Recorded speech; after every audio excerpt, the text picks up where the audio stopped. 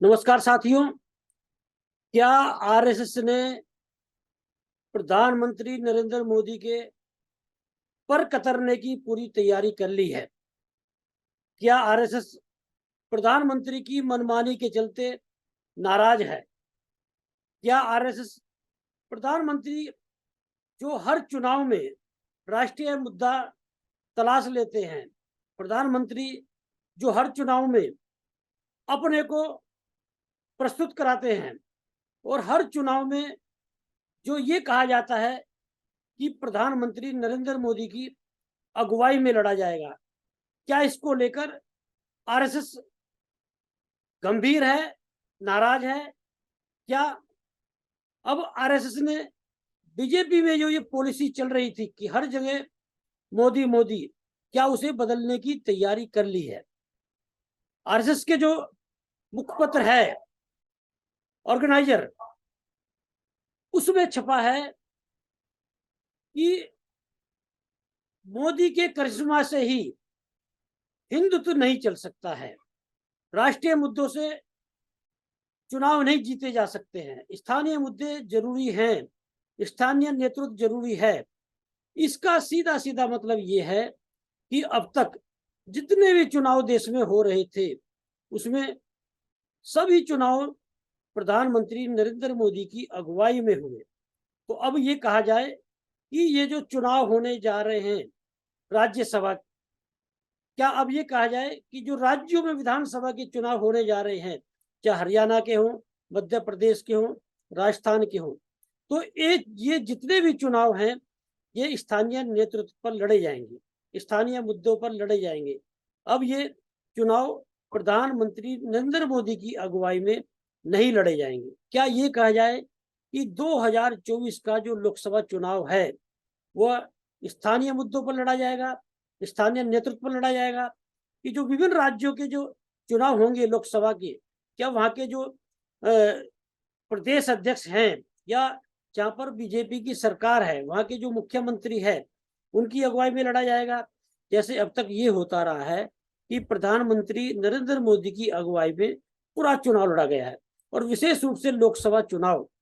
तो ये जो ऑर्गेनाइजर में ये छपा है कि प्रधानमंत्री नरेंद्र मोदी के करिश्मा से ही हिंदुत्व नहीं बढ़ सकता है, मतलब एक तरह से प्रधानमंत्री के करिश्मे पे उंगली उठाई गई है। एक तरह से जो राष्ट्रीय मुद्दों से जो बीजेपी चुनाव लड़ती थी उन पर उंगली उठाई गई है। जैसे एक तरह से राष्ट्रवाद का मुद्दा जो है हर चुनाव में जो थोप दिया जाता था और जो स्थानीय मुद्दे थे वो एक तरह से गौण हो जाते थे।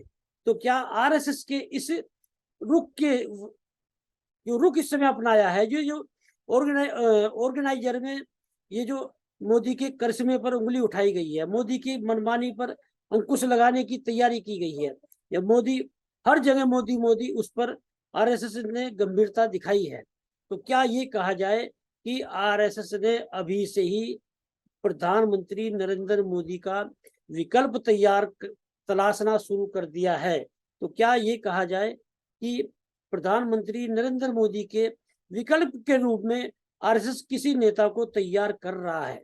जैसे लगातार बोला जाता रहा है कि प्रधानमंत्री नरेंद्र मोदी के बाद में खुद प्रधानमंत्री गृह मंत्री जो है अमित शाह उन्हें अपने विकल्प के रूप में तैयार कर रहे हैं, लेकिन आरएसएस का जो हाथ है वो उत्तर प्रदेश के मुख्यमंत्री योगी आदित्यनाथ के सिर पर है।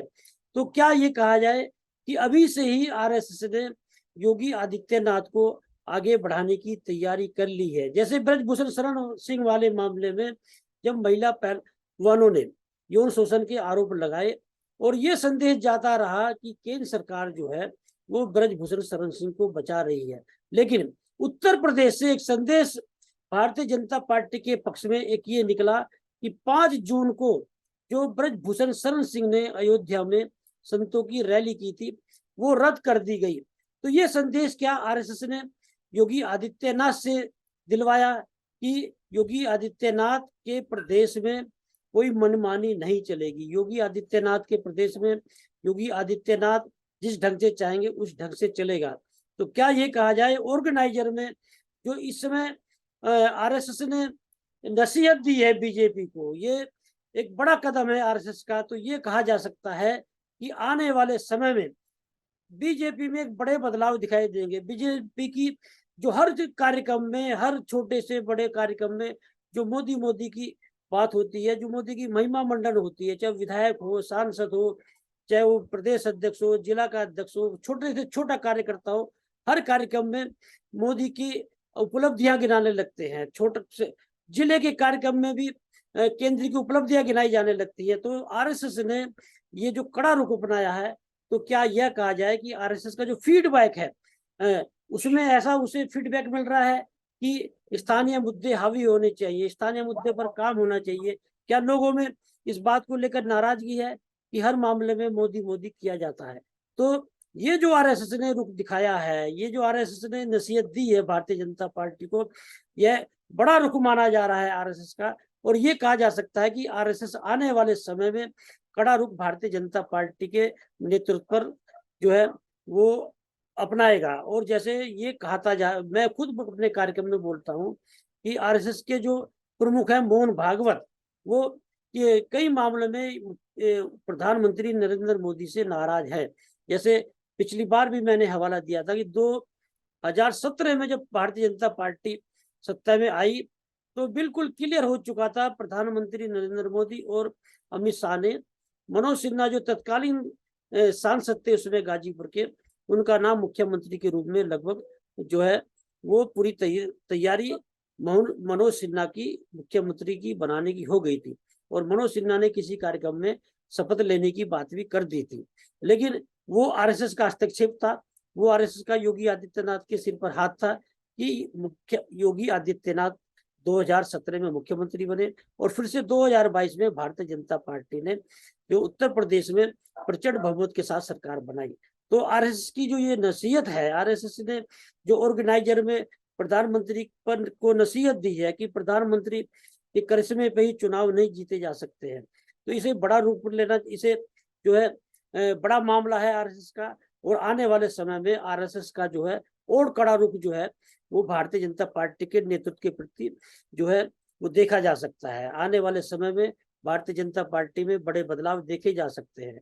आने वाले समय में प्रधानमंत्री नरेंद्र मोदी के पर कतरे जा सकते हैं। अब देखना यह है कि प्रधानमंत्री नरेंद्र मोदी का इस मामले में क्या रुख रहता है और मोहन भागवत का आगे क्या रुख रहता है।